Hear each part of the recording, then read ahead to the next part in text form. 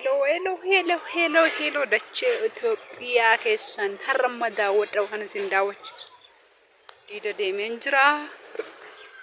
Diida deemee maal akka isin daawwachiisu laala. Waan nyaatamu miti yaadha. Waan nyaatamu osoo hin taane waan isin daawwachiisa. Baala kun maal akka ta'e hin beektu isinu qobboo. Qobboon biyya keenyatti biddeen hin toshamaa fireensa. Eelee fa'iin siilifamaa miti baalli kun. Baalli kun jechuudha eeleedhaan siilifama. Kanaafiyyuu nageenya rabbi jaallu waaqessi haa baay'atu.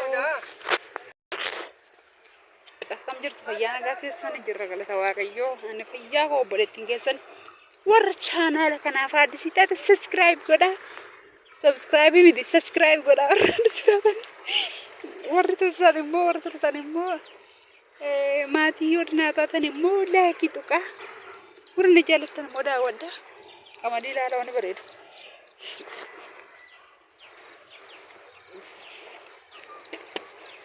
Bukkeen kun natti xiraa lafa natti xiraa. Ilaalaa qamadii washin bareedduu.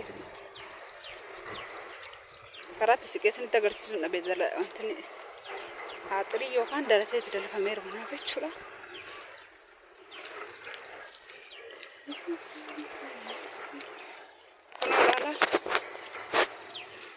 Kun biyya alaatti gatii qaba biyya keessatti ilaala gochaa isaanii.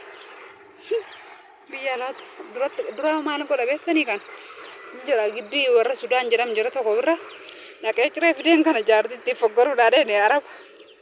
Firaashii shirra naqaaf jechuudha kana dhugaa waaqa baay'ee ciree fidee jechuudha akkanatti firee tokko.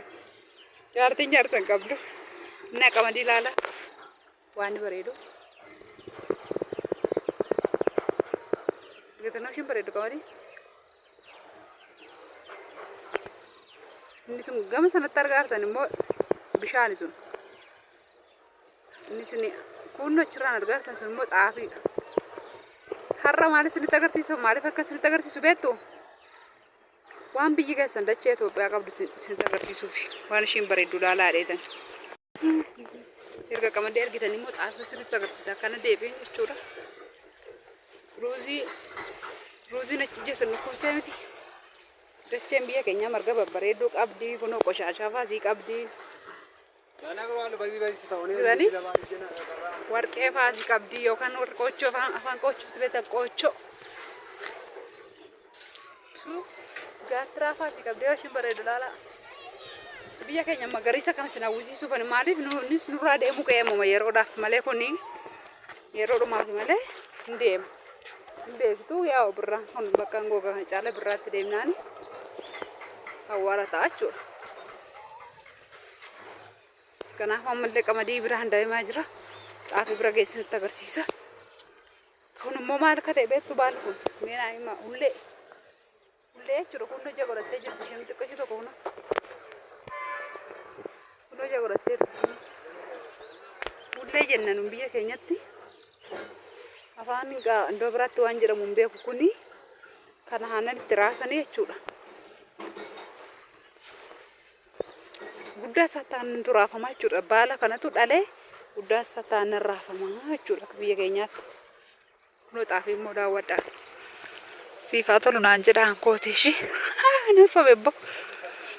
Sobeeta isinitti agarsiisuun maafi diida deemeen nama rarraa maal ta'u waan biyya isaanii waraabee nutti agarsiisaa daawwatanii. Jedheen kun immoo haramaa xaafii kee haramamee ba'ee argitanii akkatti haramame.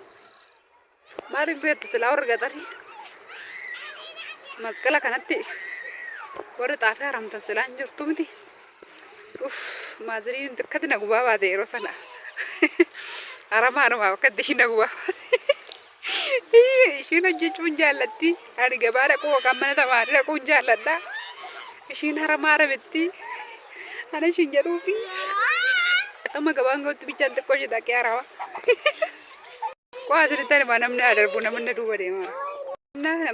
Maaliif akka ta'e beektu ishiin inni haramti sirriitti xaafii keessa akkana haatee jechuudhaan beektu warri haramaa xaafii beektanii. Ani immoo nan hara maaliif ana hara beektu?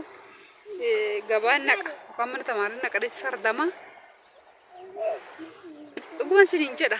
ija ishii ilaaladheen isheen asii kaaftan machitti yoo isheen haramtu. Ani immoo ija ishii ilaaladheen nan taa'aa fi keessa. Ijoolleen natti wace. Ani immoo ija maazirii ilaaladhee maalan godha beektu nan taa'aa jechuudha xaafii keessa dhokadhee. Jechuun haramuu jibbuu bichaa osoo hin taane gadi jettanii yeroo hojjettan hin beektu akka nama dadhabsiisuuf teenya haramuuf ishinuu hin jedhani xaafii caccabadhu. Buqqaafii. Wayni haadha koo dhugaa waaqa. Kalee baay'ee natti yaadatame wanni gaxarii maal akka ta'e hin beeku. Sa'aatii kana maaltu akka natti yaadatamu beektu? Yeroo masqalli qutaata shimbee jedhu kana masqala kanatti haramuun jaallatti hin xaafii keessaa sirriitti jechuudha. Haramaa xaafii ishiin haramtu isaantu natti dhaga'ame. Maal taa'atoon bira jiraadhe yoona kana.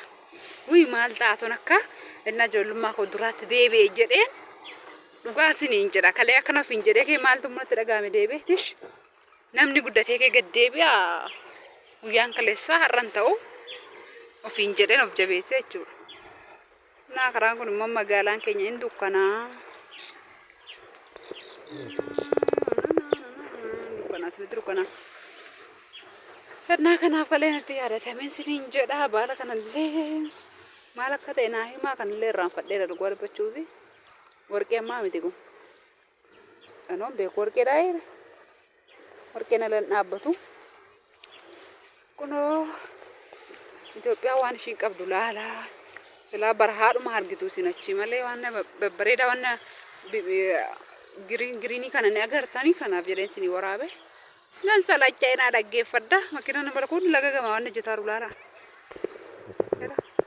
Lakkatti inni deemu gama. Isinitti mul'atu.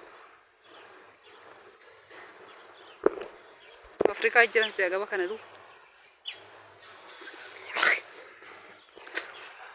Kanaafuu fataa jedhaa ammanuma fataa isin gochuufanii yaa waanuma bareedaa nurraas galuuf jiru isinitti agarsiisee galus yaa kun nama jiraata jedhee yaada maaliif akka biyyoota alaa barahaan ta'an ka Itoophiyaan maalis ta'u akka biyyoota alaa isiniin jira. Waaqayyo sinaa eebbisu sinan jaaladha baay'ee sin jaaladha. Waan ammaatti nu hordoftaniif na daawwattaniif guddaa galatoomaa. Amma ammaatti waan babbareedaa mimmiidhagaa kan isinitti argisiisuuf galatoomaa isiniin jedha.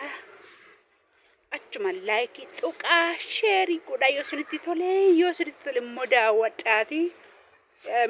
Maal jedhama? Laayikii godhaa.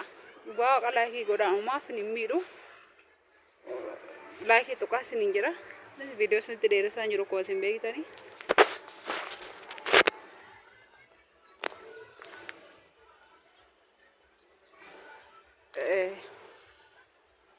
Akkasii isiniin jedha obboleewwan kiyya.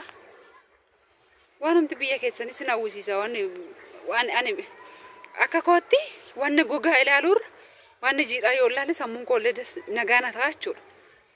Kanaaf kanuma isinitti agarsiisuufan diidaa osoo hin deemaaru arginaan maal ta'a ijoollee biyya abbaa kooti hundumtu isaanii haadha kooti yoo waraabee itti agarsiise kana jedhee maal godhee seetanii isinii waraabuuf dhufee jechuudha dhugaa dubbachuufi ittiin bohaaraa isinitti haa tolu fayyaa ta'a nagaa argadhaa isiniin jira bakka jirtanitti ishii boqqolloo nyaachuu warra barbaadan immoo kotta boqqolloon as kee jira kun kanaafuu mana gahan jira. Waaqayyo na eebbisu jira gaawlo argitu chaaw nagaan tura.